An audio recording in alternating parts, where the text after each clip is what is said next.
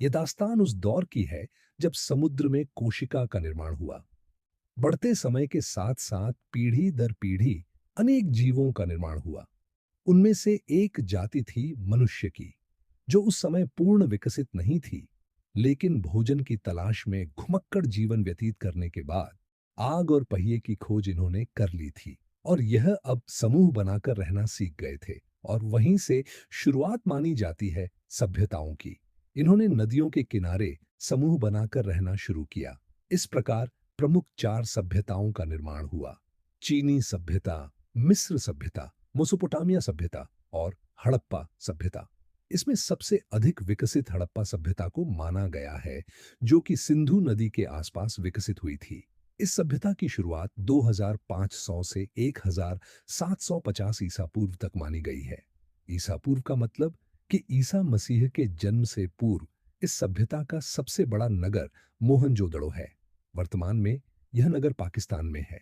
भारत में इस सभ्यता का सबसे बड़ा नगर राखीगढ़ी में है। इस सभ्यता की प्रमुख बात है यहाँ पर सड़कें समकोण पर काटती थीं। यहाँ की जल निकासी उत्तम थी। सबसे पहले इसी सभ्यता में कपास की फसल लगाई गई थी। इस दौर में मंदिरों का प्रचलन नहीं था। पुरुष में इनके देवता पशुपतिनाथ थे और महिला में मातृदेवी।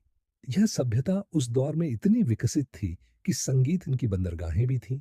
इनकी लिपि को हम आज ब्रस्टोफेदम कहते हैं, जिसे अब तक कोई नहीं पढ़ पाया है। यह लोग सोना, तांबा और कांसा इन धातुओं को जानते थे।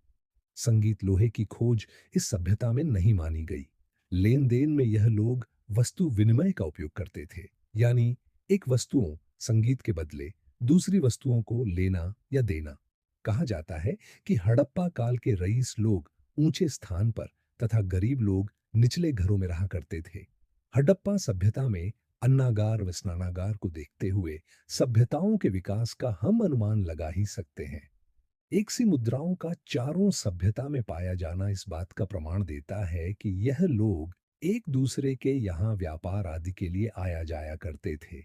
समय के साथ साथ किसी विवादास्पद कारणवश इस सभ्यता का विनाश हो गया और शुरू हुआ एक नया दौर, जिसे हम वैदिक काल के रूप में जानते हैं। वैदिक काल का समय 1500 से 600 ईसा पूर्व माना जाता है और यहीं से शुरुआत हुई वैदिक काल की। संगीत इस काल का नाम वैदिक काल पढ़ने के पीछे वेदों का निर्माण है। इस काल को अगर दो भागों में बांटे तो 1500 से 1000 ईसा पूर्व तक पूर्व वैदिक काल तथा 1000 से 600 ईसा पूर्व तक उत्तर वैदिक काल माना गया है।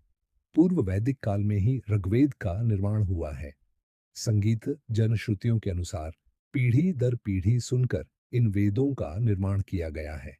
ऋग्वेद में ही गायत्री मंत्र का उल्लेख है, जो सावित्री को समर्पित है और इसे विश्वामित्र ने लिखा है। ऋग्वेद के 10 मंडल तथा 1028 सूक्त हैं। इसके 10वें मंडल में ही पुरुष सूक्त का वर्णन है, जिसमें कहा गया है कि ब्रह्मा के मुख से ब्राह्मण, भुजा से क्षत्रिय, संगीत जांग से वैश्य, पैरों से शूद्रों का निर्माण हुआ है। सामवेद, यजुर्वेद और अर्थवेद, इन तीनों का निर्माण उत्तर वैदिक काल में हुआ है, जिसमें सामवेद का संबंध गीत संगीत से है। यजुर्वेद गद्य पद दोनों में है और इसमें परंपराओं का जिक्र है। अर्थवेद में ही संगीत जादू टोनी के बारे में बताया गया है। वैदिक काल हड़प्पा सभ्यता की तुलना में ग्रामीण सभ्यता थी, जबकि हड़प्पा सभ्यता एक नगरी सभ्यता थी। जनश्रुतियों में यह भी है कि आर्यों के आगमन होने के बाद हड़प्पा सभ्यता का विनाश हुआ और वैदिक काल का जन्म हुआ। मैक्स मूलर ने कहा है कि आर्य पशुओं को चराते हुए मध्य एशिया से आए थे। इनका जीवन प्रारंभिक घुमक्कड़ सा था। उत्तर वैदिक काल में लोहे की खोज होने के बाद इन्होंने संगीत पेड़ों की कटाई शुरू की और उत्तर भारत की अधिकतर भूमि कृषि योग्य बना ली। उसके बाद इनके जीवन में स्थायित्व आया। वैदिक काल में प्रमुख देवता पुरंदर यानी कि इंद्र को कहा गया है। इस काल की सबसे पवित्र नदी सरस्वती को कहा जाता है। तो आज देखा हमने प्राचीन भारत। इस वीडियो के अगले भाग में हम देखेंगे प्रमुख धर्मों का उदय, संगीत। संगीत